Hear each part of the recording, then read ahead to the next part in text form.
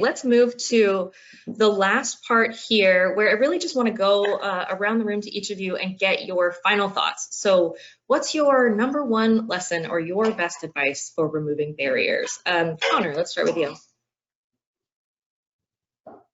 Yeah, I think that my best piece of advice is probably for senior leaders to dog food their process.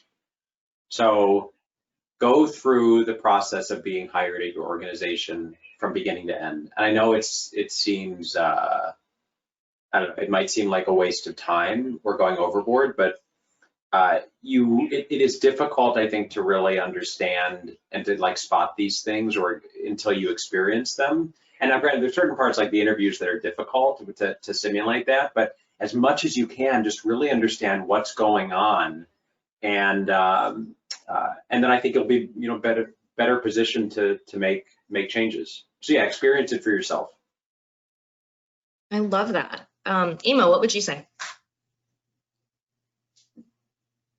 Yeah, I was just kind of writing this down, but I think the big thing for me is actually there's no silver bullet, right? So you got to get in the trenches, right? Commit and try things and keep trying things, right?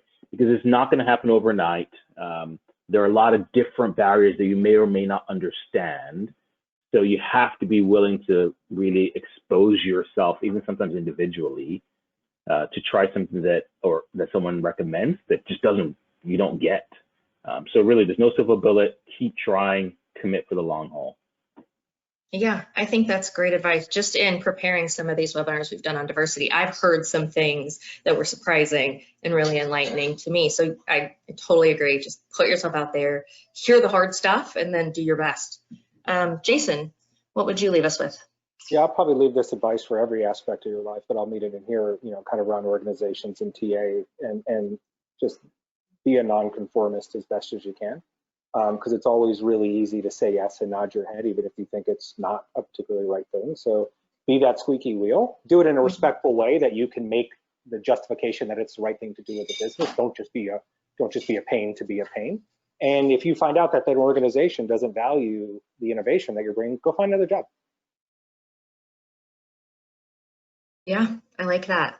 Robin, over to you to close us out.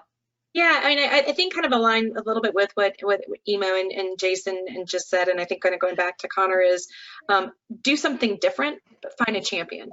So I think this idea of trying and doing something different, like Connor said in the beginning, like get rid of your 4-year degree. Well, maybe you can't holistically do that for an organization, but find a hiring manager who said, I want to bring in diversity. I want to do something different. Great, I have this idea. Can we try it together?